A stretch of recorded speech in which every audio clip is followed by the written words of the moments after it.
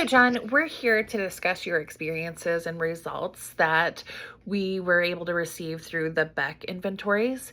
To start, we'll go ahead and go over the details as a refresher for each inventory that you did do. The depression inventory measures the severity of your symptoms of depression. This is how you're feeling. This is how the depression symptoms are affecting your mood and your day-to-day activities. The Beck Depression Inventory is an updated version from the original, but still a widely used, reliable measurement of depression symptoms. We know that it's a valid tool to measure depression as it consistently measures depression symptoms as it is supposed to. The Beck Hopelessness Scale assesses feelings of hopelessness, a lack of hope for the future. This can really predict an individual's risk for ending their life.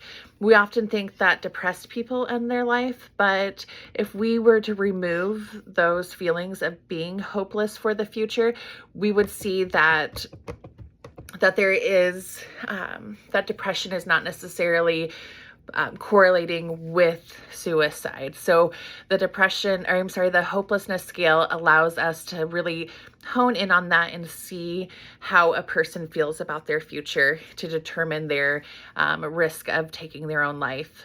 The Beck Anxiety Inventory, this specifically measures how severe your anxiety is. So those symptoms like feeling your heart racing or feeling like you can't relax, we're looking at those symptoms in the anxiety inventory.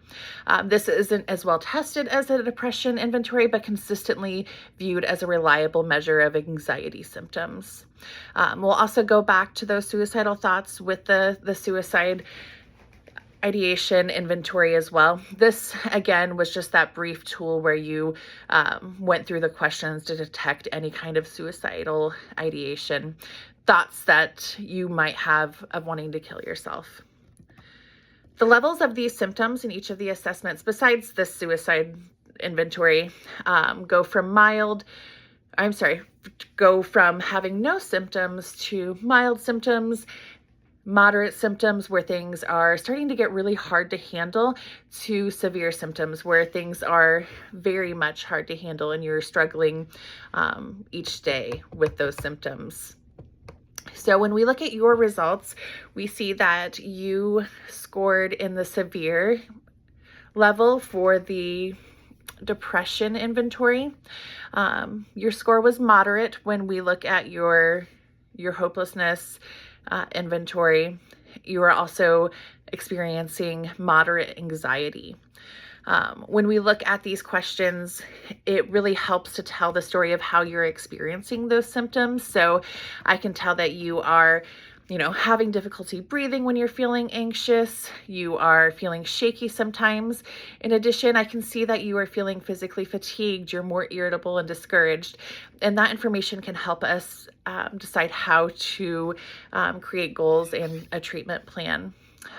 For anxiety, it looks like that you are having, for those feelings of hopelessness and depression, it looks like even that you're having really significant symptoms that are creating some struggle for you. In addition, there was some information that was in conflict of each other. In the depression inventory, you noted that you would take your life if you had the chance. But then in the suicide ideation inventory, you declined the thoughts of having to take your own life if you had the chance, and that you would save your life if you found yourself in a life-threatening situation. And so I wanted to be able to discuss those contradictions so we can make sure that we have the most accurate reflection of how you feel about taking your own life.